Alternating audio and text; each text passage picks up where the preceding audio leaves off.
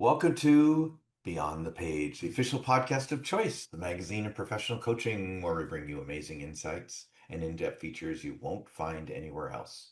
I'm your host, Gary Schleifer, and I'm excited to expand your learning as we dive into the latest articles, have a chat with this brilliant author behind one of them, and uncover the learnings that are transforming the coaching world. When you get a chance, join our vibrant community of coaching professionals as we explore groundbreaking ideas, share expert tips and techniques, and do what we coaches love to do, make a difference in our clients' lives. In today's episode, I'm speaking with Coach Carrie Sackett, who's the author of an article in our latest issue, Coaching in Chaos. Her article is entitled Saying Yes and to Chaos, Building Resilience with Our Clients in Uncertain Times. A little bit about Carrie. Holds an MS and a PCC, is an author, speaker, and ICF accredited coach trainer. She's an industry recognized coaching method innovator, founder of Social Therapeutic Coaching, and author of the book Social Therapeutic Coaching, put out by Routledge in 24. In 2023, she established the training company, the Center for Group and Couples Therapy, to offer coaches next generation tools that empower clients to transform their lives, lead successful careers, and achieve their goals. Again, what we all want them to do, right? Carrie has appeared in leading coach magazines and podcasts, as well as ours previously. So we want to welcome her back. Thank you for joining us, and thank you for writing again. Hi, Gary. It's great to be back. Well, you picked an awesome topic. Right. Well, and obviously a call to you, and I love the connection between improv and chaos. Was so cool. Yeah. Um, Before we get into it, I was realized when I was reading it, because I've read it a dozen times already, that I was taking for granted the whole yes and this really, it just reminded me the source of it. But tell us a bit about what is improv. Yeah. Well, I'm no expert, I can say that, but improv actually came out of community organizing efforts at the turn of the last century, whatever, early 1900s in Mm. Chicago. A woman who schooled in the arts of theater was working in this grassroots organization to help immigrants assimilate into American culture. Wow. That is the roots of improv. Wow, So, because we know it more as theater, which is if you readers and listeners see the article, there's a stage there. So that's the modern version, if you will. yeah. Yeah. So it's a surprise that Second City was born in Chicago because that's where Viola Spolin started her work. Was in Mm. Oh, interesting. yeah, Wow. yeah. Now, just out of, haha, out of curiosity, I swore I would never say that statement again, but here I am.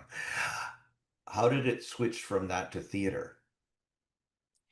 Do you Well, know? Kim, uh, yes, but I'm not good enough to really tell a truthful story, enough to say she was training theater people to do this kind of work, and then they started experimenting with this work on stage and in collectives, and it was clunky and messy, and they didn't know what they were doing. And out of that, different forms of improv got created, and then some rules and some structure around it. Oh, wow. Years of creative work. Well, and I'm sure it's still evolving. I remember the two of us were in an improv class in the a workshop at the ICF Converge in Paris recently, Yeah. and we ended up being paired together, and now here you are having done the article as well. So you're improv, yes, anding all over the place. Yes, we've come full circle. That was a great workshop with Amy Warshansky and Gideon Coleman, I think, was her. Yeah, Betsy. Yeah, yeah, Unfortunately, she was unable to attend, but we had her with us in spirit. yeah, Yeah, yeah. no, that's cool. So when do you use improv with your clients? How do you know? Mm. I I look for a way to incorporate an improv exercise in a first session with a client. Wow, right away. Yeah, in one-to-one work. And I do it because the power of improv is that it bounces us out of our loops. It's when I trained in improv in New York City at the Magnet Theater a very long time ago, it was the hardest thing I'd ever done in my life. I didn't like it at all. I definitely didn't show up performance at the end of the 6 weeks, that you do for all your friends and family. No way I was doing that.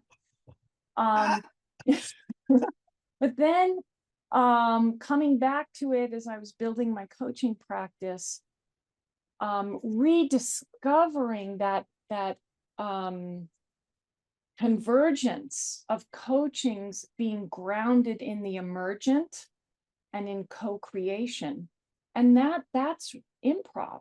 You have to Yeah. stay radically present with your scene partner or partners, and you have to create in the moment, and there's no wrong answer, and your scene partners have your back. And the trick of it is to yes and your scene partners, not to negate them, but to hear something in what they're saying that you can add on to. Well, all of that's going on in our work with clients. Our job as coaches is to be radically present, to not be in our heads and our loops, but radically accepting what our clients are giving us and adding onto it in some ways. So I take the improv concept of yes and when I bring it into the coaching container, I see it as give and create. So the client's giving something to the scene, to our ensemble, and then I as the coach am adding onto it. I'm creating with what they're giving. So in that kind of a coaching culture, I feel okay by saying, hey, let's do something a little weird here, but I'd love to test this out with you. Will you play a game with me? And oftentimes I'll play the party planning game, which is a game where the two of you tell a story. You're going to plan a party together, and you start out by no butting each other. Let's plan a party in the park. No, but I don't like parks. Let's plan a party in the pizza shop. No, but I don't like pizza. Okay, let's plan a party at the disco. No, nobody dances in our network. Okay, so you never get to plan the party because you're no butting each other all the time. And think of all the places in our lives where we no butt each other. It's Yeah. everywhere. It's such a common way that we speak. So the improv game gives an experience. So it's not a cognitive explanation of my observation is you speak in a way that's negating of others. No, no, we're performing it together. It's experiential. It's not Experiential. cognitive. So then we do it again with a yes and. Let's plan a party in the park. Yes. And let's have a live band. Yes. And let's have grandma's favorite cake recipe. Yes. And let's have balloons. Before you know it, you've planned a party. Even if you don't totally agree with all the particulars of the party, at Right. least you've created something together. So, Mm. so that's how come I will incorporate that in the beginning of a work with client. Not 100%, it's not formulaic. I'm listening for a moment where maybe we're not connecting as much. I have that Right. experience that the client's moving very fast and getting to the, not hearing me or skipping, trying to get to wherever.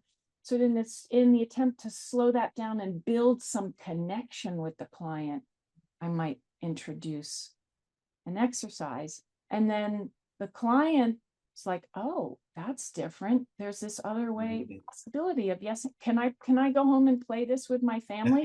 Absolutely. Yes, and please Do let me know how it goes. even for in supervision recently, a team lead came in and said, hey, my team is now recognizes when they're no butting each other. And they can turn it around and they say, oh, let's do some more yes anding of each other here. Yeah. We're into negating each other. So the main point of this is the tools that we're learning to be better coaches. This is a methodological tool And we can bring that into our work. We can empower our clients to grow in the same ways that we're growing as we train in improv. Wow. Now, one note of clarification, you don't actually say, "Oh, we're going to do improv." How do you just say, do you want to just have some fun? We're going to, yeah, would you be open to doing an exercise with me or playing a game? After the game, I might say something about it Right. as improv, but I don't, I try to stay away from explanation. I don't find that particularly helpful in client growth. Yeah. So or do it and go through the experience and then give a And little more and you feedback. say you do it right in the very first session. Is there something that's common to the first session that says, "Oh, here's the time"? Yeah, I would say for one-on-one work, it's if you need help building that connection. Hmm. In group work, for my first one or two group sessions, I do, as you know, I do a lot of group works. I lead like group work. I do life development groups. Um, I will absolutely start the first and second session with an improv exercise that is non-cognitive. Hmm. So because everyone's uncomfortable starting a group, we're such an individual culture that people are very nervous coming into group, and they're going to do what they know how to do, which is talk about myself. So I want to create a different kind of culture in the group that's already a we based culture. So off the top, we're doing an improv exercise where everyone is feeling equally uncomfortable and not knowing what they're doing. That's great. Isn't that great? So now we can all not know together as we build our group. And then in family work or couples work, improv exercises immediately are so helpful because in couples and family work, we have our societal scripts of spouse and parent, Hmm. sibling and child. So it permissions everybody to play together and get out of their family script. Wow. And like you said, experiential.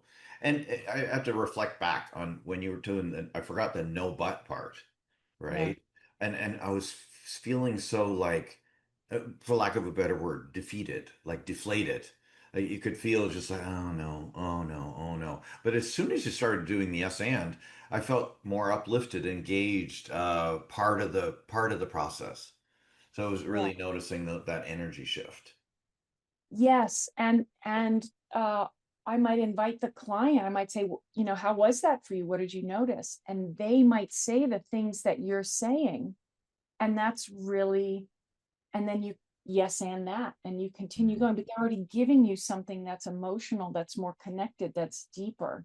Like, oh, Mhm. and I recognize I felt really stuck in the no, but it was not a pleasant experience. Oh, And I can easily seeing it turn into a powerful question, right? Yes, and what happened next? Or yes, and what other thoughts did you have? Yes, and right. So it's not like you're because where I've also thought was, oh, here's my opportunity to show my wisdom. And it's like, no, that's not what coaching's about, obviously, right? But yes, and. yeah, and the and part is so important because we can do more than re reflect back. I heard you say this and this and this. That's fine. And we can do more. We Mm, hear the offer and add on to it. Maybe it's maybe it's a subjective experience on our part. Not always, but sometimes that's appropriate. Maybe it's a relational question. Maybe it's something that goes somewhere new. So we can break out of these linear, individualistic, me-based ways of thinking and talking that used to work. Now we can get to chaos. They used to when the world made more sense. I'm in air quotes here if you're listening, because of course it's just that we had tools back then that matched up with the world. We felt safe, like I can mhm. reason through this and I'll know where I am and I feel safe in that. My institutions work, I know what the outcome will be. Those tools don't work anymore in our world. No wonder we are all out of our minds. So we're using the same rational tools in an uncertain world. So improv is a great tool to help, a way to break us out of the things we know how to do. I will quote you from your article. Rather than wishing things were different, we could say yes and to today's chaos. Yeah. Yeah. What do we want to do together on this planet, given that we have no idea where the world is going? No kidding. I'm sorry, I have to laugh because it's like I've been, if I don't, I'm gonna cry, but no, I won't. In working with other authors and that saying what chaos is, it's just that there's doesn't seem to be any end to it. Before you could take a step back, reflect on what worked, linear, as you were saying, and all those sort of things. But now, how do you yes and chaos? So yeah, Carrie, how do you yes and chaos? Well, we need new ways of seeing. We need new conceptual tools. And that's what I train coaches in social therapeutic coaching, is seeing through a we lens, through an inherently we are connected, we are a social species lens that's more quantum grounded, if you will. Quantum is next generation method, scientific method. The things you're saying are what we've inherited from Enlightenment science: isolate the individual, starting point, end point, take a step back, objectively assess the situation, study the pattern, know the answer, predict the future. That is a methodological toolkit, and it's not serving us anymore. So we're in the cusp of something. We're moving into some new way of being and seeing and communicating and feeling in the world. Carrie, when I was reading your article and what you're saying right now, had me think that the way things are now in relation to our definition of chaos, the way it used to be was when we used to, for example, Google things. One question, what's Carrie's book? That worked because it was singular. We weren't overwhelmed with all the other things. Now we have AI, which grabs a whole bunch of stuff really fast, juggles it around, and comes up with this glorious answer, which is, whatever it is, right? And it seems to me that the same methodology or the theory behind Google, just Googling or searching, is way different now. Yeah. What you're saying makes me think of the word poly. You know how this word poly is everywhere now: poly market, poly crisis, Oh, poly. right, yeah. And I was thinking about this the other day. What is that? What does poly mean? Isn't it like both and? Poly means we're holding all these things at once. Sometimes they're contradictory and conflicting, and we don't know exactly how they're all connected, but we have the sense that it's all going on at the same time. That's both and. That's quantum. The Google is either or. Right. There we go. Thank you. You just simplified my statement brilliantly. Thank you. Yes. And again, either or works really well in traditional science or in the world 50, 70, 100 years ago. This doesn't work now. It's Yeah. not helping us. Yeah. Yeah. It's no surprise that a lot of my clients, they have, I do platform work like with coaching platforms, and one of them has a drop down menu of things that they can work on, goals that they can start off our conversation with. And one of them is called operating in the matrix. Yeah. And that's what this reminds me of. That's what chaos reminds me of. It's of juggling more balls than one could possibly handle. Yes. The stretch for us, as you're saying this, so we can't figure it out by ourselves anymore. That's Hmm. part of, I think, what we're getting pushed on right now. We need others to help make sense of the world. Before, you could kind of do it on your own and make the answers were somewhere, or you felt confident that I can get the answer. we're co-creating meaning now.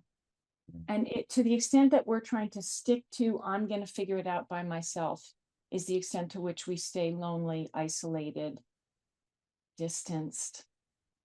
Because it's much more subjectively a much more complicated world. Mm. Uh, Thank you for saying that know because, where you are. Like we don't know where we are. So we have to right, co-create together where we are. right.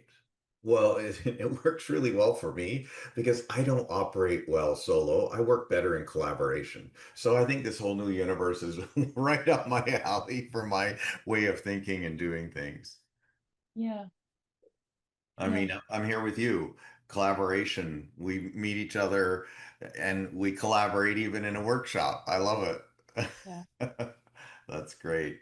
Oh my goodness. Now, one more thing. I heard you allude to you play other games with your clients.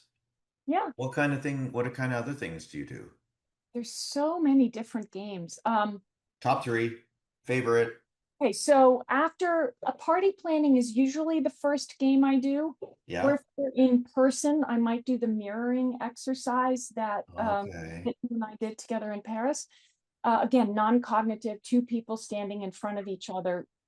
One person leads, the other person follows, and you go back and forth on the lead. So that's a great one. I'll move into telling a collective yes and story. So you'll go around, if it's two of you or however many people, and somebody comes up with a title.